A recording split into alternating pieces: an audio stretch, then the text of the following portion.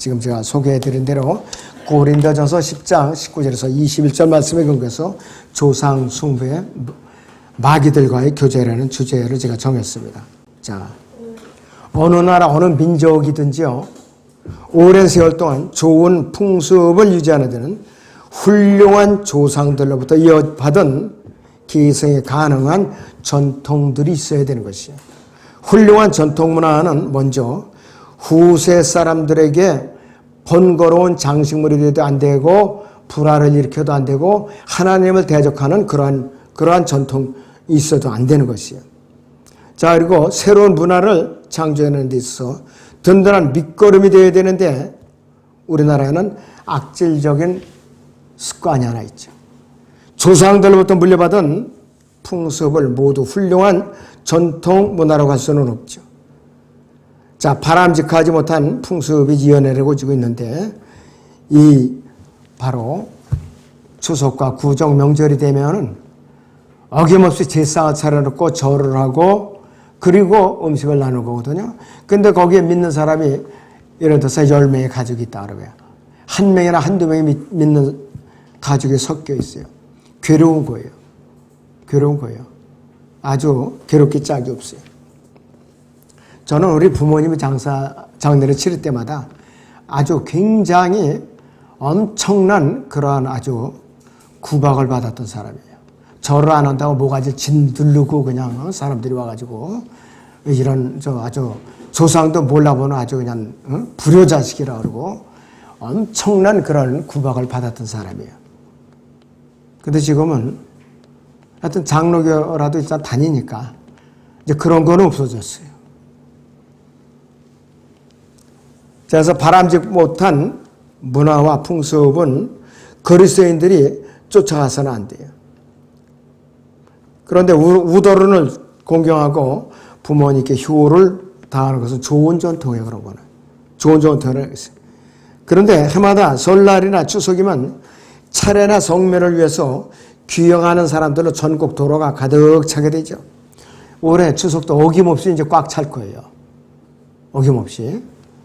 그러면서 또 원치 않게 교통사고가 나서 여러 사람이 꼭 죽더라고요. 구원이나 받았으면 되는데 구원받지도 못하고 죽는 사람들이 안타깝죠. 제사 이제 드리고 오다가. 그렇기 때문에 이 일가친 적들이 대부분이 구원받지 못한 불신자들의 가정일 경우에는 그리스도인은 간증을 잃지 않도록 여러모로 신경을 써야 될 것이 한두 가지가 아니에요. 양심에 찔리는 일이 한두 가지가 아니라 이것이.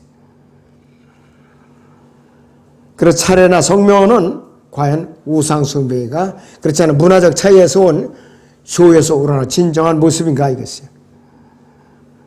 그래서 조상숭배뿐만 아니라 차례 지내는 뿐만 아니라 무당을 불러서 구슬하는 것이라든지 그 다음에 여러 가지 풍습이 오늘날 로마 카톨릭은 단순하게 문화적인 차이에서 생겨난 그 견해일 뿐이다라는 거, 그 사람들이 제사 지내요. 가톨릭은 제사 지낸다 이게. 우리도 거기 쫓아가면은 똑같아요. 로마 카톨릭이랑 다를 게 없어요. 그러나 이것이 성경적으로 아니라면은 어떻게 되느냐? 우리는 하나님 앞에 타협하면 안 돼요. 타협을 하면 안 된다 이것이. 그래서 이 제사 의식이 단순히 문화적인 면에서가 아니라 종교 의식의 측면에서 바라보고 성경적으로 우리는 살펴보고 이것을 정립할 필요가 있는 것이에요.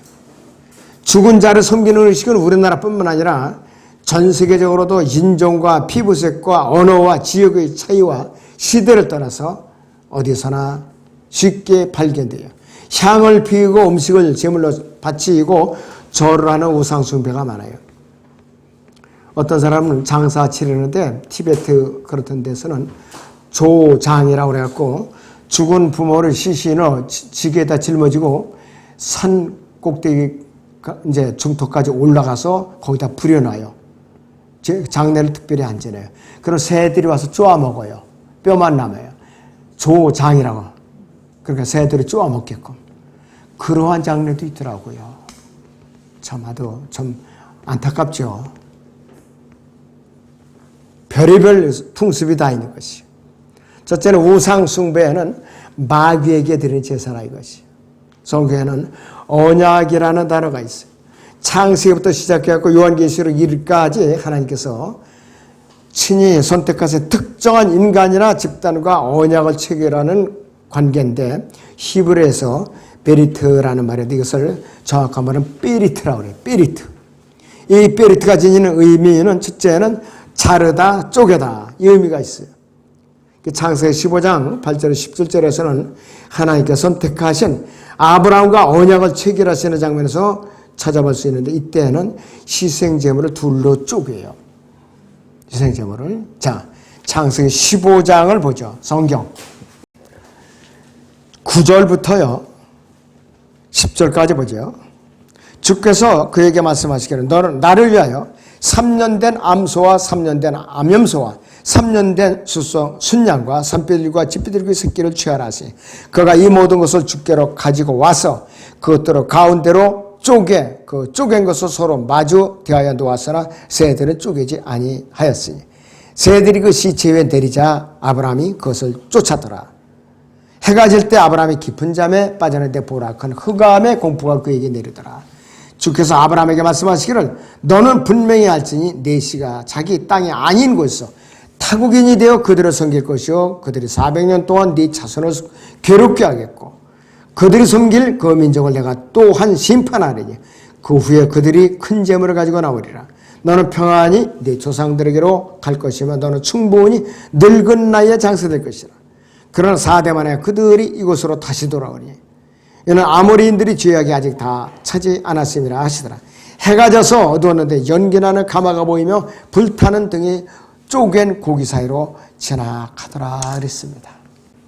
쪼개는 거예요. 언약은 쪼개는 거. 자, 그리고 먹는다는 의미가 있어요. 이 베르트의 언약이라는 말이. 계약을 맺는 두 당사자 사이의 모종의 절차를 갖고 마지막에 친거이면서 서로 음식을 나누는 장면이 나와요. 서로 적대 관계에 놓여 있는 사람들이 음식을 이제 먹게 되는데 어떻게 되느냐. 이삭과 아비멜렉이 서로 화친을 맺고 먹고 마시더라고 그랬고 야곱과 라반이 어떻게 되는가. 야곱이 헤어질 때 야반도주했죠. 자기 처들과 가축들을 데리고. 그러니까 라반은 사실은 자기가 도둑질하면서도 도둑 맞은 기분이야. 딸들도 도둑 맞고 사위도 도둑 맞고 짐승 때도 도둑 맞고. 약이 오르니까 그냥 뒤쫓아가가지고서 혼내주려고 하는데 하나님께서 막아주셨죠. 그러니까 언약을 세우고 이제 돌무더기를 쌓아놓고 약속을 하는 거예요. 화평을 이제 의미하는 그러한 약속을 세운 거죠. 그래서 묶는다 보다 사이라는 의미까지 있어요. 결국 이삭과 아비멜의 경우는 야곱과 라반의 경우든 언약을 맺는 궁극적인 이유는 뭐냐? 의심할 여지 없이 서로 적대적인 관계에 둘 사이에 화평을 이루는 것이 언약이라는 것이에요. 언약이라는 것. 언약을 맺는 당사자들 누구든지 하나의 제사 의식을 빌려오는데 마지막에는 공동으로 같이 식사를 함으로써 모든 절차를 보증하고 마무리 짓게 된다. 그 다음부터는 적대적인 관계가 청산되고 화평 관계를 이룬다 이것이에요. 자, 그래서 언약이라는 말이 의미하는 것이 굉장히 중요한 것은 성경에서 언약을 맺는 것과 이 의미들이 병행돼서 문맥 가운데 자연스럽게 드러나고 있는데, 자, 하나님의 말씀이 그 뜻을 적극적으로 밝혀주고 있는데, 제사의식의 의미에 비춰볼 때 오늘날 우리 민족이 명절마다 행하는 제사의식은 마귀들과의 교제예요. 무조건 마귀들과의 교제예요. 자, 우상숭배라 이것이야. 자손들이 제상 앞에 모여서 차례를 지낼 때 조상이 실제로 그곳에 와서 음식 제사를 먹는다고 믿지 않는 한 누군가가 그 제사를 대신 받아야 되기 때문이라 했어요. 그 제사는 기본적으로 어떤 것이냐? 우상숭배예요. 자, 그래서 추석이나 구정명절이 아니더라도 부모님의 이제 제상을 차려놓는 날이 있어요. 여러분들 믿기 전에 제사 지냈잖아요. 그것도 자정에. 그래가지고 이 밥그릇에다가 숟가락을 꽂아놓죠. 조상신이 와서 드신다고 이제.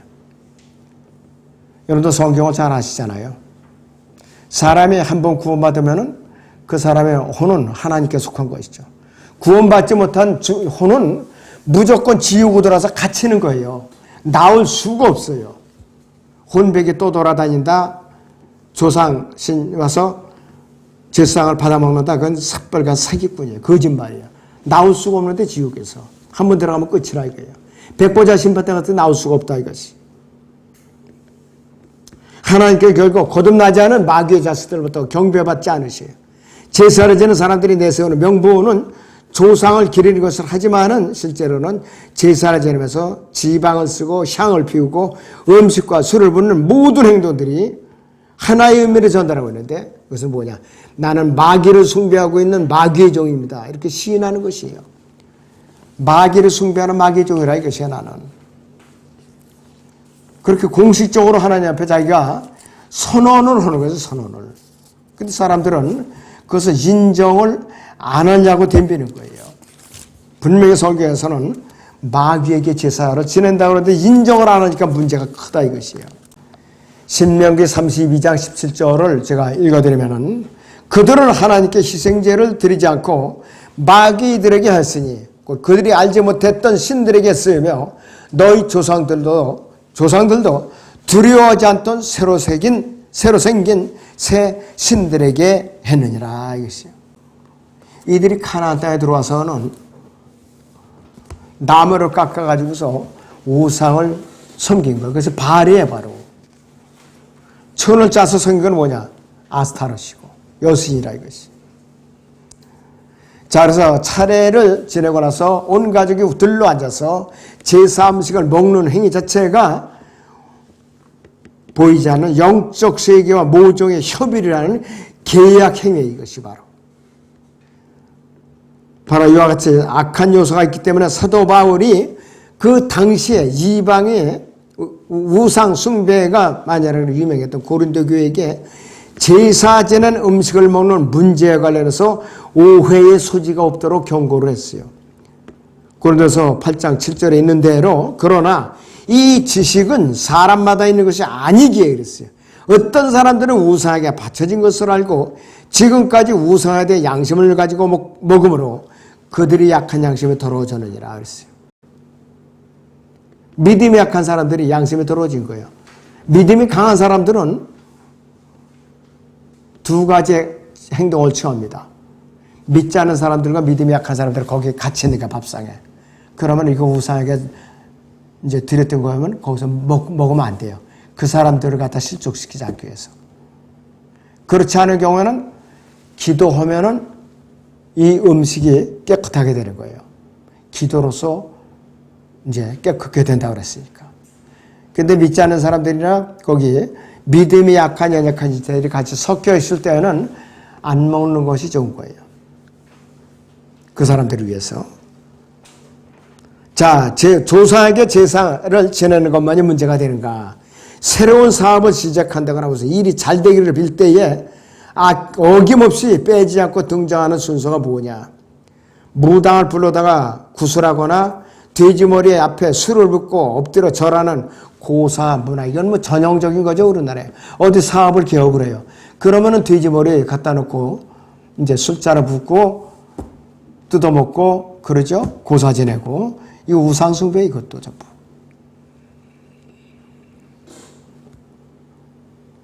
자, 그래서 무당을 불러놓고 구슬하고 온갖 잡다한 영도를 섬기고 있고 또 그렇게 해야만 복을 받는 줄로 이 대부분이 그렇게 하고 있어요. 대부분이. 복을 주시는 분은 하나님이시지 마귀들이 아니라 그것이에요. 그래서 이 땅에 갈라지고 메마르지 않도록 필요에 따라서 비를 내려주시는 분도 마귀가 아니라 하나님이시에요. 이 한민족이 반만이 넘도록 아프리카의 함족의 후예들처럼 먹을 것이 모자라서 굶어 죽지 않도록 돌봐주신 분은 누구인가? 마귀가 아니라 하나님이시에요, 바로. 그런데 우상을 섬기는 지역은 가물어요. 배고파요. 어디라고 내가 얘기는 안 하겠어요, 굳이. 뭐 잘 아니까, 여러분들이. 그나마도 기도하고 하나님을 두려워하는 예배를 드리는 사람들이 밀집해서 사는 지역은 쌀이 남아 돌아가요. 이건 분명한 사실이에요. 이것이. 아프리카는 그렇게 찢어지도록 가난한 이유가 있죠. 처음부터 저주를 받으라 함정이지만은 우상 숭배하는 민족들 아니에요. 거기서는 식인종까지 있는. 그러니까 아프리카가 가난해요. 근데 그나마도 우리나라 농촌진흥청이 가갖고 쌀을 품종에 토지를 맞게 개발을 해가지고서 자급자족하니까 우리나라에 굉장히 감사하는 거예요, 지금. 그러니까 우리나라 무기도 그 사람들이 알아서 구입을 해요. 나라 재정도 약한데. 그리고 어디에 고속도로 낼 거 있죠? 공장 질 거 있으면 무조건 우리 대한민국 이 건설업체나 그렇지 않으면은 기관대로 불러요. 지어달라고. 자기들이 은혜를 입었으니까. 양식 문제 해결했죠? 그리고 이제 인프라를 갖다 구축해 놓으니까 나라가 이제 점점 형편이 피는 거예요, 전부 다. 그렇기 때문에 하나님을 두려워하지 않는 한은 그 민족은 가난하게 돼 있어요. 그리고 우리 민족도 마귀가 아니라 하나님께 찬양을 드리고 경배를 드리는 마땅한 경우인데 지금 대부분이 지금 우상을 섬기고 있고 주사파 사상에 빠져가지고서 양심을 저버리고 하나님을 대적하고 있어요. 자, 그럼 두 번째는 언약으로서 주의 만찬을 우리가 구체적으로 보죠. 고린도전서 10장 19절에서 21절을 보면은 같이 읽습니다. 시작. 그런즉 내가 무엇을 말하느냐? 우상은 무엇이며 또 우상들에게 바친 제물은 무엇이냐? 그러나 내가 말하노니 이방인들이 제사하는 것은 마귀들에게 하는 것이지 하나님께 하는 것이 아니니라. 나는 너희가 마귀들과 교제하는 자들이 되는 것을 바라지 아니하노라. 너희는 주의 잔과 마귀들의 잔을 함께 마실 수 없으며 너희는 주의 식탁과 마귀들의 식탁에 함께 참여할 수 없느니라. 이렇게 말하고 있어요. 분명히 이렇게 말하고 있는데 시골 가서는 이게 마귀들이 제사에 같이 참여하고 있는 거예요, 사람들이. 믿는다고 하면서도. 성경을 거부하고 말씀에 무지한 불신자들과 종교인들이 하는 행위 중에 견딜 수 없는 것은 자신들이 일방적인 지식만을 자랑하면서 하나님 말씀 무시하고 조롱하고 비우는 것이에요. 여기 성경 지식이 약하니까 타협을 하거나 뒤로 밀리는 거예요, 자꾸. 영적으로 성장을 못하니까. 이런 자들 중에는 복음서에 동정녀 탄생만을 놓고 어떻게 처녀가 아이를 가질 수 있는가 놀려대는 것이에요. 그런 소리 하지도 말라고. 성경에 대해서 무지하기 때문에 마리아의 처녀 수태가 단지 기적을 위한 기적이 아니라고 2000년 전에 창세기 3장 15절에서 여자의 씨로 예언된 놀라운 말씀의 성취라는 것을 알지 못하고 있어요. 왜 이들은 거듭나지 못했기 때문에 영적으로 죽어있고 성경을 믿지 않으니까 믿을 수가 없는 것이죠. 하나님 말씀을 무시한 자들은 예수님께서 물고기 2마리와 보리빵 5개로 보여주신 5,000명이나 남자만 5,000명이 넘는다고 그랬죠. 먹여 살렸죠. 무리를 걸어가신 거라든지 광야에서 40년 동안 이스라엘을 먹이신 하나님의 섭리적인 손길을 다시 기억하는 것이에요. 이 땅에 다시 내려오실 때에 재림하실 때에 높고 높은 하늘에서 펼쳐진 기품의 물을 가로질러 통과하시는 예표로서 예수 그리스도의 모범을 구약의 말씀에서 투영시켜서 이들은 볼 능력이 없죠. 예수 그리스도께서는 친히 자신의 몸을 죄인들을 위하여 온전히 내어주셨을 때에 그 살과 피가 오래전에 출애굽 때 이스라엘 전체가 어린 양을 먹었던 바로 그 6월절 어린 양의 모습으로서 온전히 드려진 거예요. 어린 양의 피를 뿌려갖고 이들은 6월절을 경험했죠. 어린 양은 이들은 고기를 먹었죠. 이미 벌써 2000년 그들은 출애굽 당시에 직전에 우리와 같은 새 언약의 예표로서 의식을 체험했고 주의 만찬의 의식을 예표로서 체험했던 거예요. 이들은 벌써. 그것을 체험했던 거예요. 6월절이 지난 후에 어린 양으로서 죽으시기 직전에 마지막 의식은 새 언약을 공포하신 거예요. 제자들과 예수 그리스도께서 참여한 공동 식사를 했죠. 이들은 십자가에 죽으시기 전에 제자들과 함께 식사를 했어요. 새 언약을 선포하고 나서 예수 그리스도께서는 자신의 몸을 뜻하는 빵과 피를 의미하는 포도즙을 가리키시면서 받아먹고 마시라고 명령을 하셨죠. 고린도서 11장 26절에 보면은 자, 여기 같이 읽습니다. 시작. 너희가 이 빵을 먹고 이 잔을 마실 때마다 주의 죽으심을 그분이 오실 때까지 선포하는 것이라 그랬어요.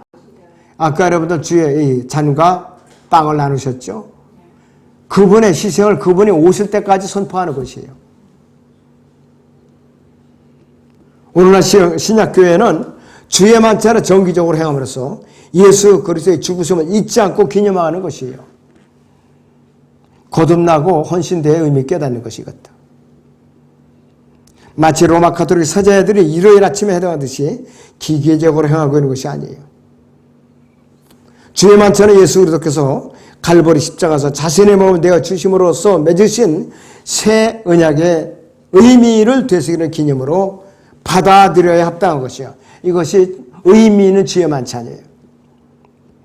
그리고 교회는 주의 만찬에서 예수 그리스도의 쪼개지신 몸을 먹고 흘리신 피를 마심으로써 예수 그리스도의 새 언약 안으로 참여하게 된 사건을 상징적으로 기념하는 것이 이것이. 그런데 개혁성경에서는 고린도서 11장 24절에서 여기서 이 쪼개지신 요것이 어떻게 되느냐? 삭제되어 있어요. 요 단어가 삭제되어 있어요. 새 언약은 하나님과 죄인 사이에 화평을 가져오고 예수 그리스도를 주와 구세주로 영접하여서 그분의 몸하도록 구원받은 성도를 구속시키는 역할을 하는 것이 이것이. 이거 새 언약이에요. 바로. 어떤 사람은 마귀를 숭배함으로써 영원한 저주에 처하는 반면에 또 어떤 사람은 예수 그리스도를 주와 구세주로 영접하여 구원을 받고 예수 그리스도의 몸 안으로 들어가는 영원한 생명의 동참자가 되는 것이. 바로 이 둘 사이에는 눈에 보이지 않는 축복과 저주가 나눠져 있는 것이에요. 여러분들은 축복의 범위 안에 들어가 있고 구원받지 않고 만찬을 받을 자격조차 없는 사람들은 저주 안에 들어가는 거예요. 그러니까 지옥의 길로 계속 가야 하고 있는 것이에요.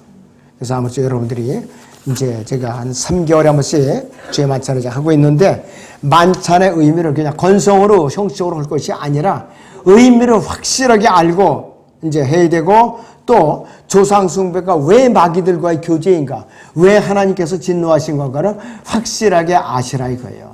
네, 기도하겠습니다.